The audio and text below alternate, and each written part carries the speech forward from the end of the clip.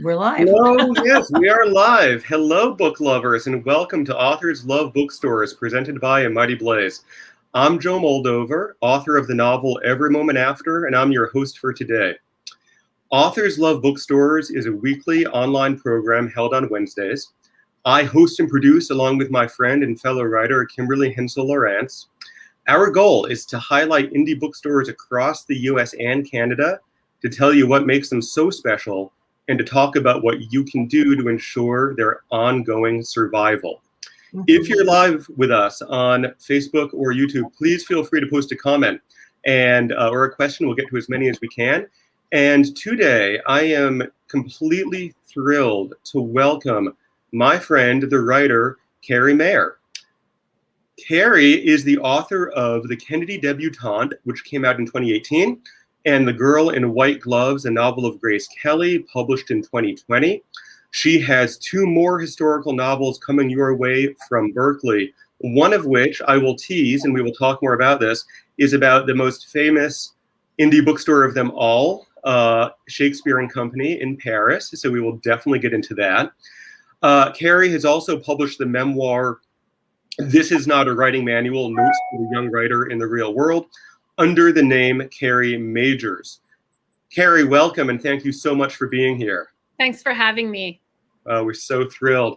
And also with us, Diane Garrett from Diane's Books in Greenwich, Connecticut.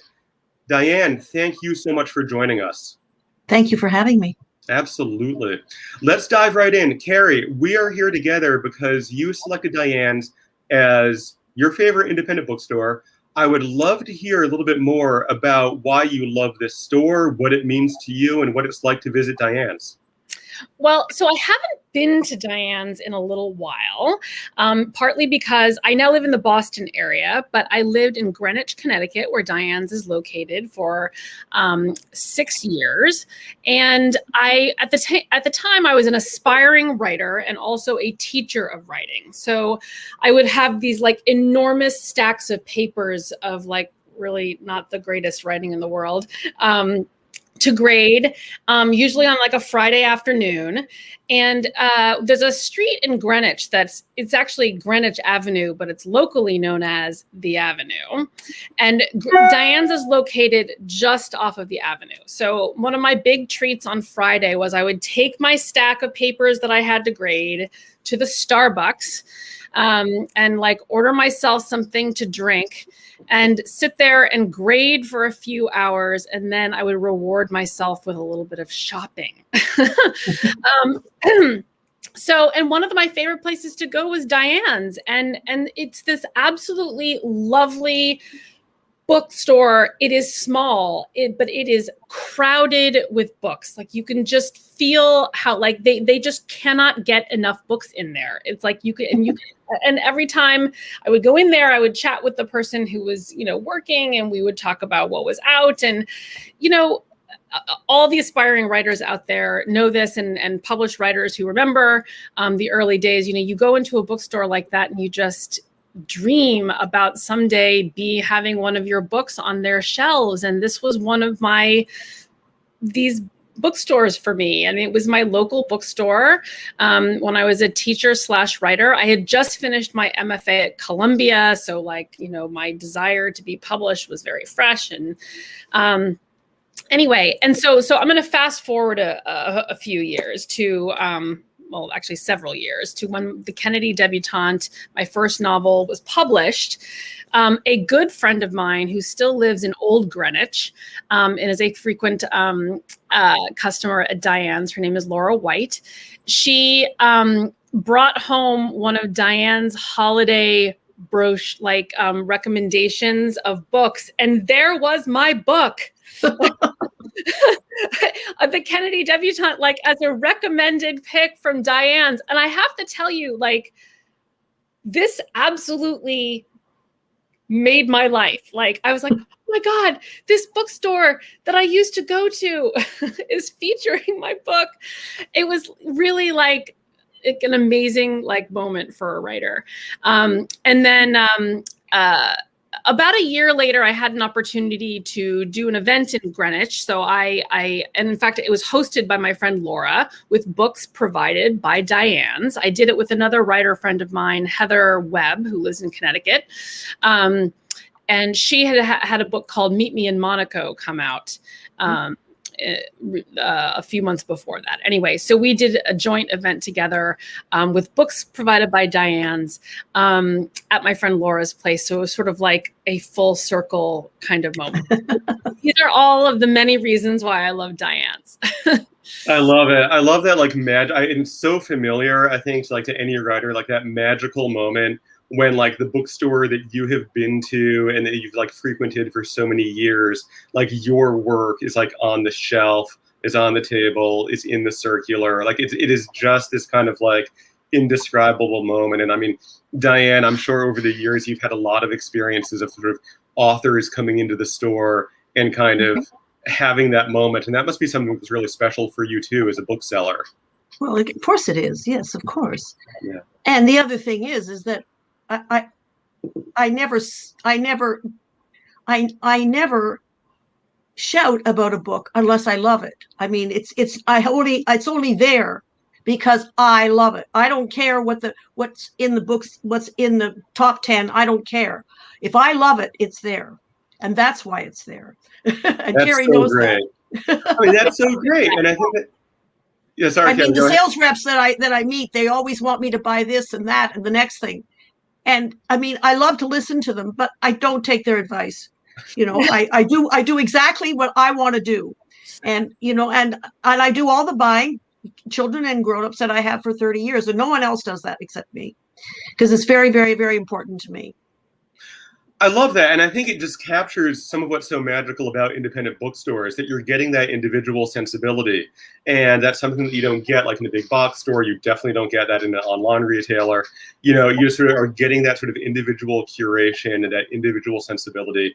And I think that is such a big part of what people are seeking out when they come to a place like Diane's. Diane, I want to kind of like get inside of, you know, what it is like to run a bookstore, to be an independent bookseller. I think it is, you know, for many people, it is sort of just such a rich and sort of like magical type of a thing.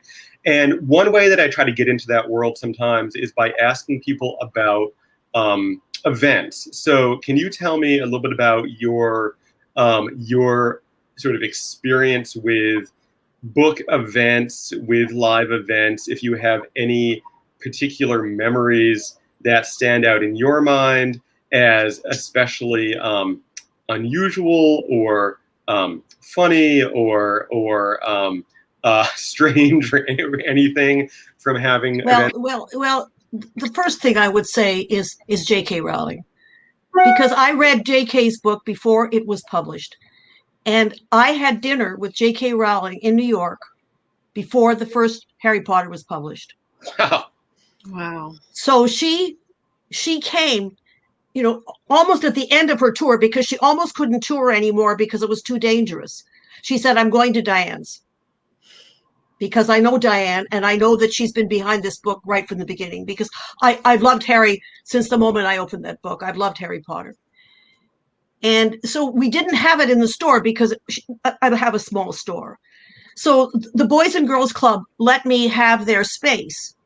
And so it's right by the train station and so on. So we were able to have that space. And I think there was about 200 or 300 people there. And it was wonderful. Number one, it was wonderful to see her again. It was wonderful that at the end of her tour, she said, no, I haven't been to Diane and I have to go to Diane's. But the most amazing thing was that we were sitting at a table and JK was there and I was there and her editor was there, you know, so on. And there was bookstore, you know, there's publishing people. And out in the audience, there was like over 100 children. And she only spoke to the children. All of us at the table, the whole event, she never once ever put her eyes on us. She only ever put her eyes on the children. It was the most beautiful thing I've ever seen in my life, because that's why Harry is so amazing, because JK, that's what she cares about. She doesn't care about you or me or fame or anything. She cares about that child. And the other thing that I said to her in New York when we were having dinner before the first book was published, I said, "Who did you write, Harry? Who did you write this for?" It took her 1 second to answer me. She said, "I wrote it for 12 and 13-year-olds." And that's been my mantra.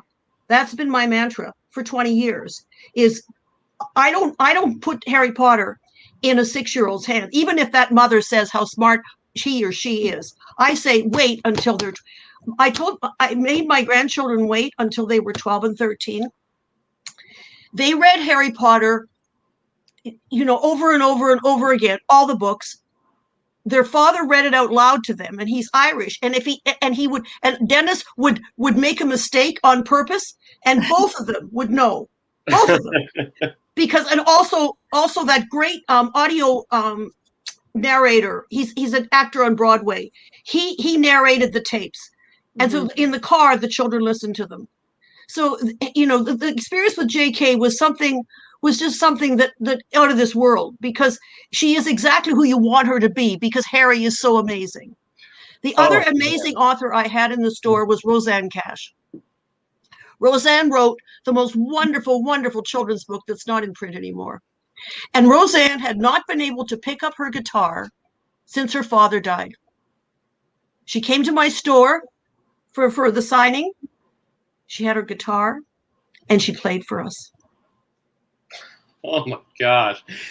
You don't think I wasn't crying, and besides, I'm a 50s girl, okay? You know that I'm not very young. And Johnny Cash, I'm a Johnny Cash. I grew up on Johnny Cash. I mean, you didn't, because you're not as old as I am, but I did. And to have Roseanne in the store, number one, and number two, I love this children's book. It's too bad it's not in print anymore. But then to bring her guitar and play for us for the first time since her father passed away. I mean, that's unbelievable. And I mentioned before the broadcast that we've been doing this for about a year now. And so I ask independent booksellers all the time about this question about their most memorable event.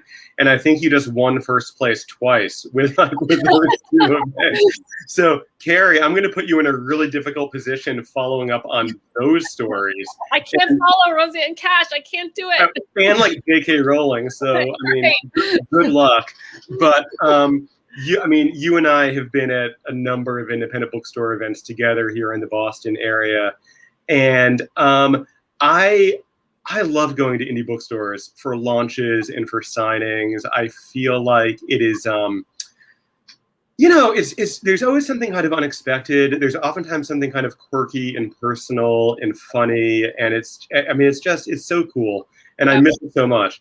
And I don't know if there's anything that sticks in your mind in terms of especially memorable in bookstore events, whether it's one of your events as an author or one that you went to in the audience, or just in general, sort of like what you love and miss about those moments.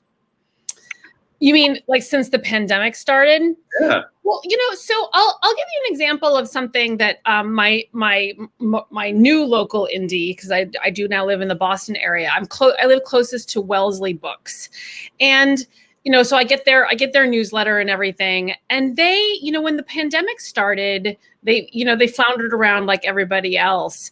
But then, I started noticing in their newsletters, and I followed them on Instagram, that they started doing things like creating these like baskets for like Easter with books and like fun things.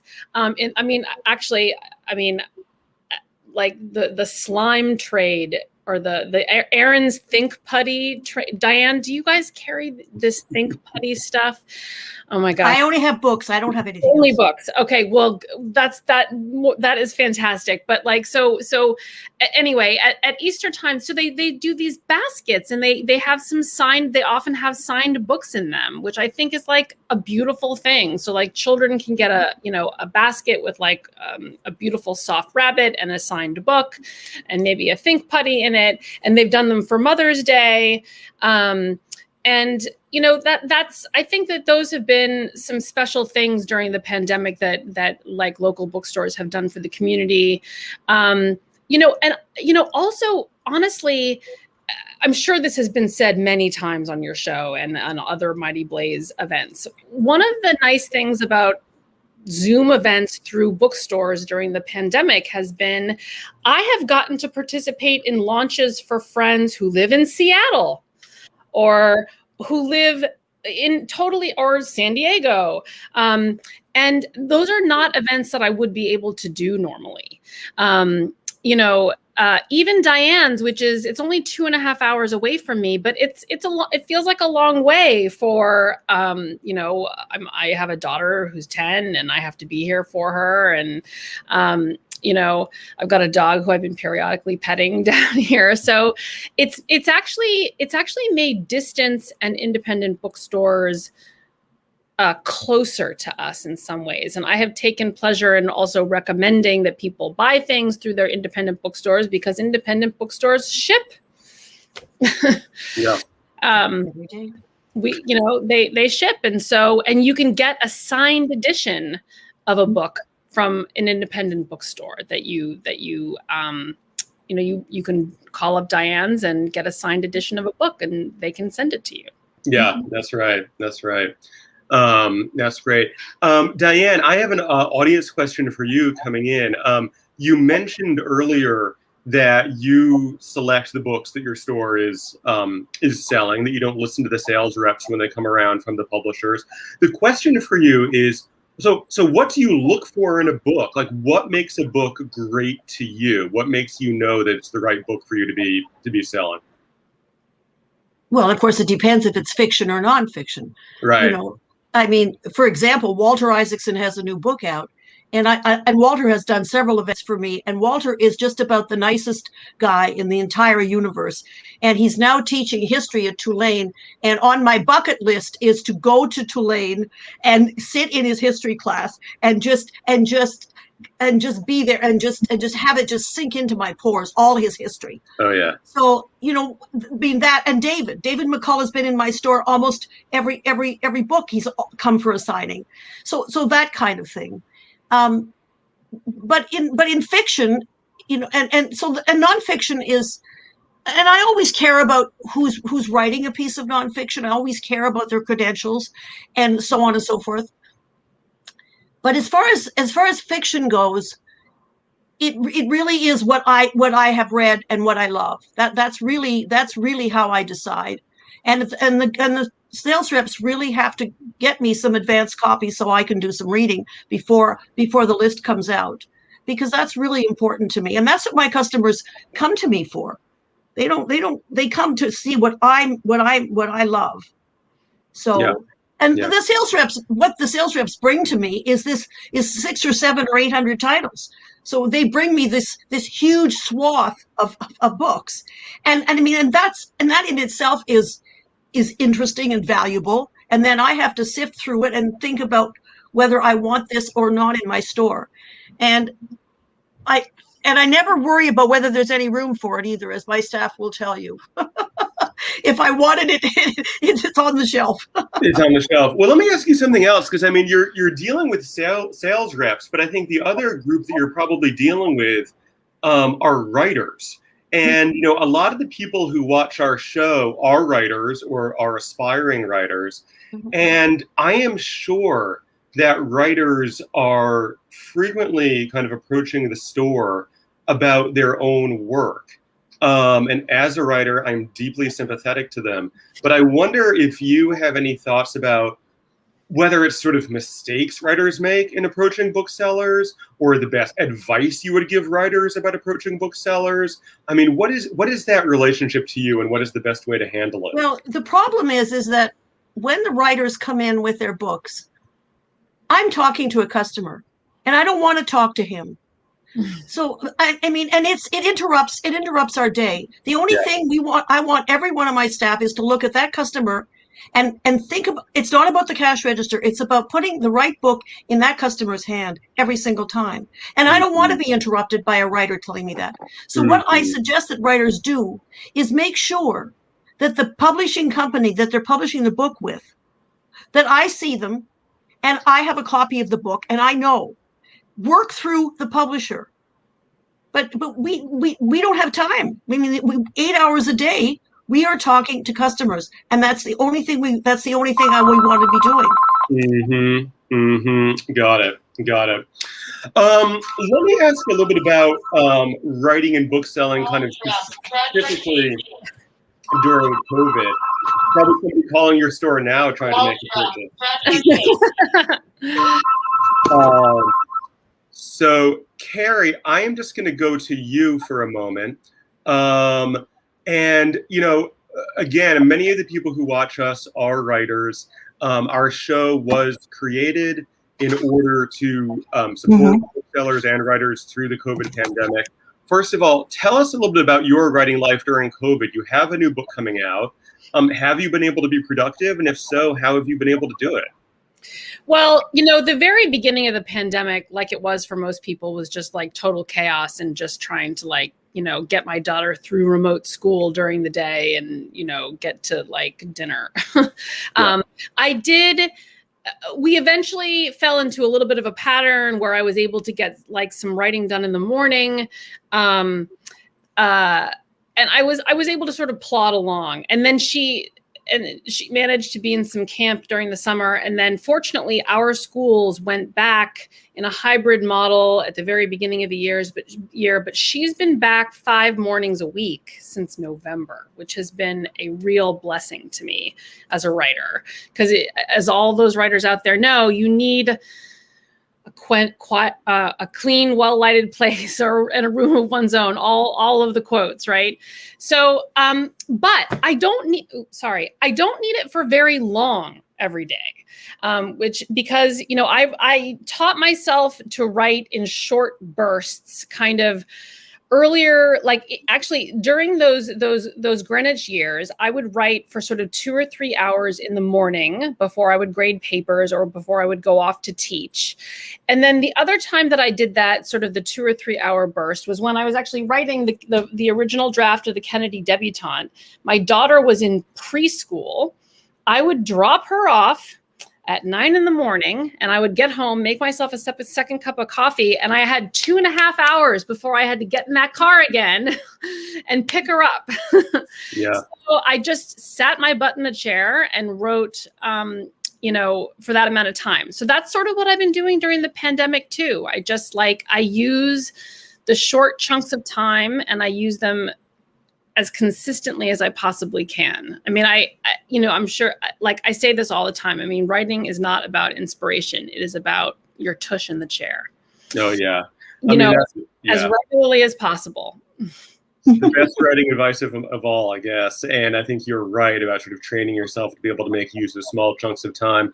And you've done it, so we need to hear about it. I teased at the beginning that you've got a new one forthcoming, that it's about perhaps the world's most famous indie bookstore. My family and I got to visit Shakespeare and Company a couple of years ago, and it was unforgettable. Tell us about this work and tell us about what you're doing. So, like my 2 previous historical novels, it is also sort of what we might call biographical fiction, and it focuses on the life of the woman who founded the original Shakespeare and Company bookstore in Paris in 1919. Her name was Sylvia Beach. She's an American woman who grew up in New Jersey, and she opened this tiny little bookstore, not in the location that the current bookstore is in. The current Shakespeare and Company was actually opened in 1951 by an American named George Whitman, and it was called Le Mistral. And he renamed it. I forgot the exact year.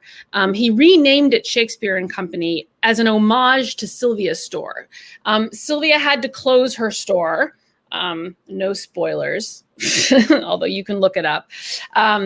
Sylvia closed her store during World War II. And she never reopened it. But she did go to George Whitman's Shakespeare and Company, and I think it had her blessing. but so that's what the story is about. And actually something that very few people who have even heard of Sylvia Beach don't know about her is that in 1922, she published the very first edition of James Joyce's novel Ulysses after it had been banned and convicted of obscenity in this big trial at the Jefferson City Courthouse in New York City in 1921. So she, in 1922, she publishes Ulysses and then has to figure out how to ship it back into the United States to stores like Diane's, where they sell it as this illegal book alongside, because it's prohibition. I like to always say alongside the illegal gin. So good. Oh my gosh. I mean, I think you've done it again. I mean, I think as with the Kennedy Debutante, and as with In the Girl with the White Gloves, you have found an amazing story. And I'm sure it's going to be incredible when you render it. That's very exciting. Do we know when this is coming? It's coming on the anniversary of her edition of Ulysses, the first week of February 2022. Oof, that's going to be great. A little ways to wait, but Oh my gosh. And like Kerris, Between the Wars. Oh, and hopefully we'll all be together again in person to do the launch. That'd be so good. That'd be nice. So Diane, let me come back to you. So I was talking with Kerri about trying to write during COVID, which has been a challenge, but nothing next to the challenge of book selling during COVID. Tell us a little bit about this. I mean, tell us what happened and tell us how the store has persevered and tell us what's going on now. Well, first of all, I have to say I have the most amazing staff in the world. And I told all my staff, if you're not comfortable working, I don't want you working. And they're so dedicated to what they do and so dedicated to my dream, which is what I'm doing, that, we organized it that we have two stores attached together. We have a children's store and a grown-up store. So we'd have one staff member on each side so they could distance. And I had plastic installed. I brought in the experts and had my store all covered with plastic and all of that kind of thing. And then we had big signs that customers had to wear face masks and they could only come in one person at a time, all that. We've eased up the amount of people in the store a little bit, but we're basically doing that. But of course, every day I prayed that one of my staff wasn't going to get COVID. That's what I did, because we've been doing this for a year now. Look at that beautiful dog. I'm sorry. Look at that. We got a visitor. Needy today. Oh, he's gorgeous. Oh, that's fine. Always happy. But really now, most of my staff now have had the vaccine. But, all of us that have been vaccinated, it doesn't mean that we're safe. It still doesn't mean. So we're still, but the most beautiful thing is in this hell that we're in, I'm doing something worthwhile. I'm doing something good. Because people really need to have a wonderful book to fall into and to take and the other really interesting thing is that I do a very special baby gift. I've created one for 30 years. I do a very special one, and I have had lots of COVID babies. So lately, so it's been very rewarding to me, not only to put books in the hands of my grown-ups, but into these children, because the children is why I opened the store. When I moved to Greenwich from Canada, I couldn't believe there were 7 bookstores in Greenwich and not one bookstore had anything dedicated to children. So I have a family bookstore because I don't believe in children's only bookstores, but I have a family bookstore. So the children are the reason that I started in the first place. The children are the reason.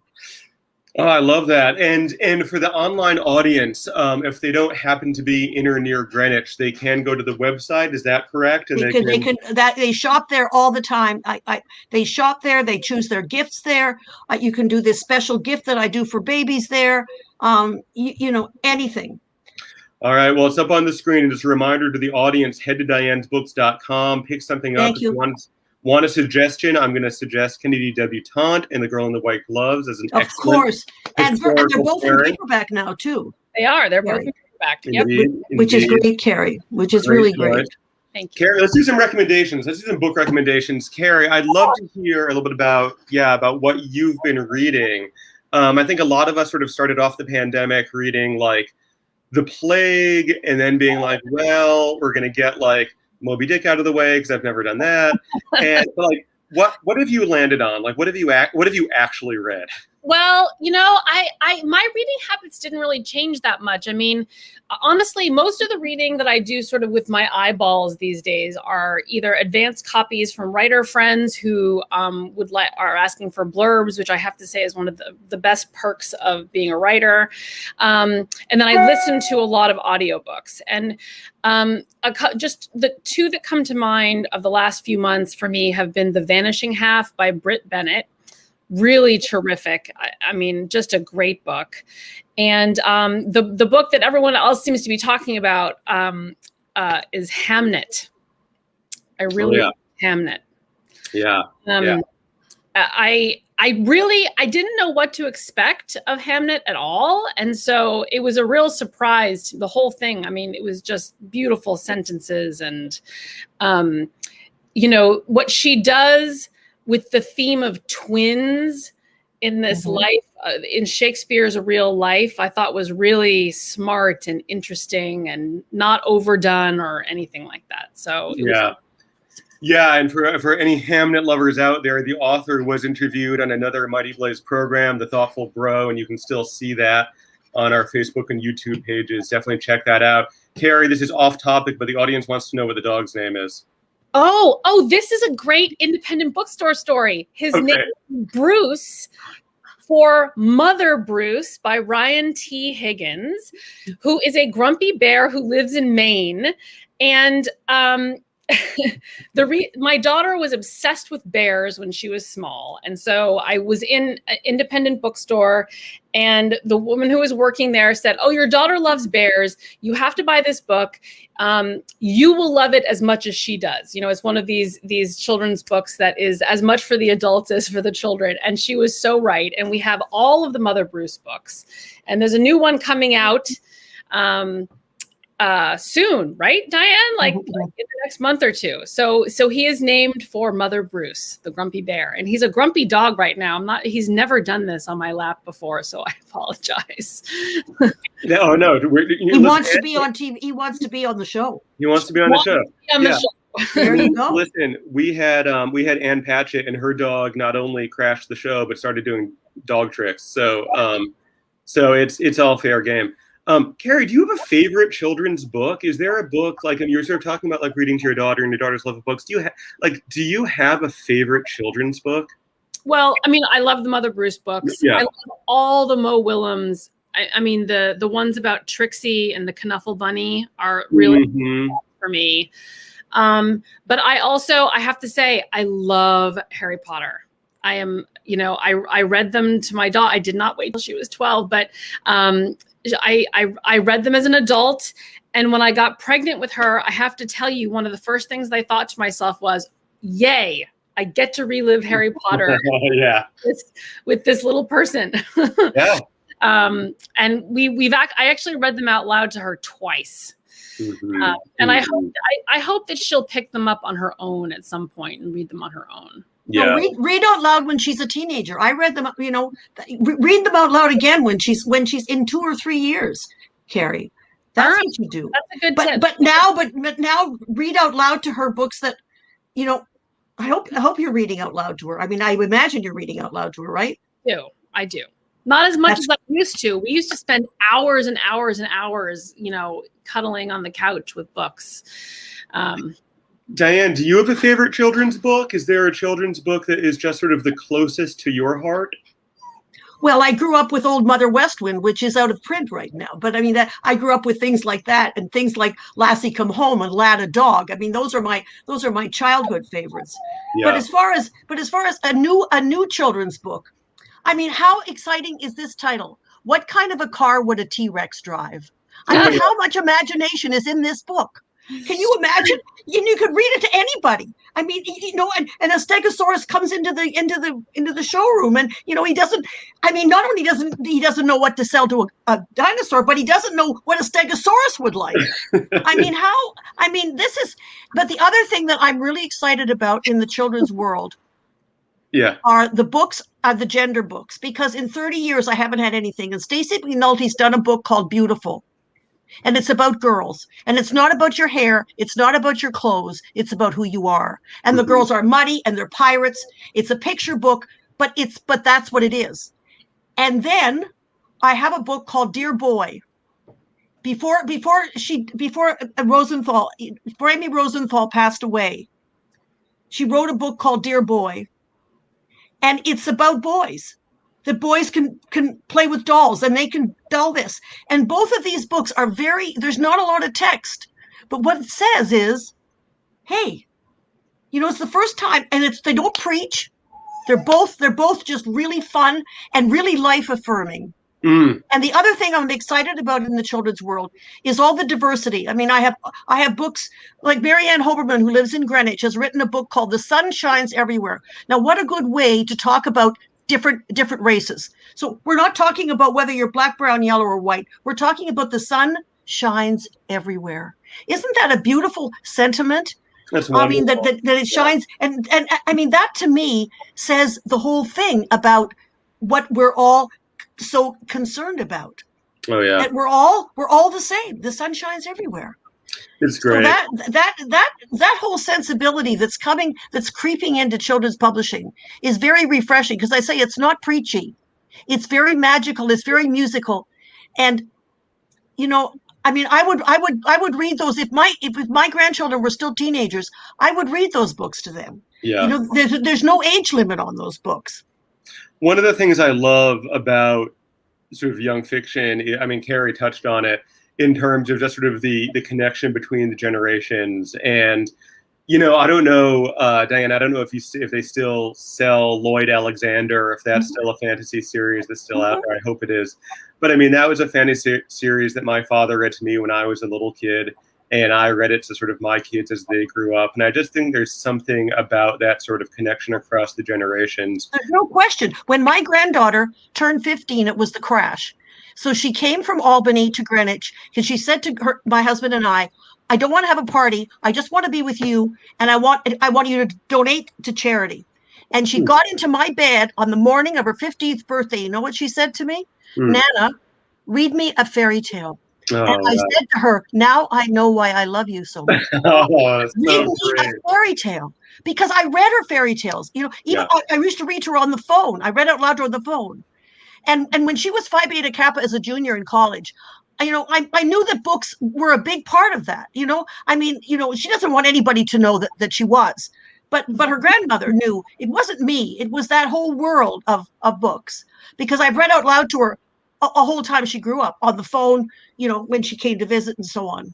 Oh, it's so wonderful. Wonderful.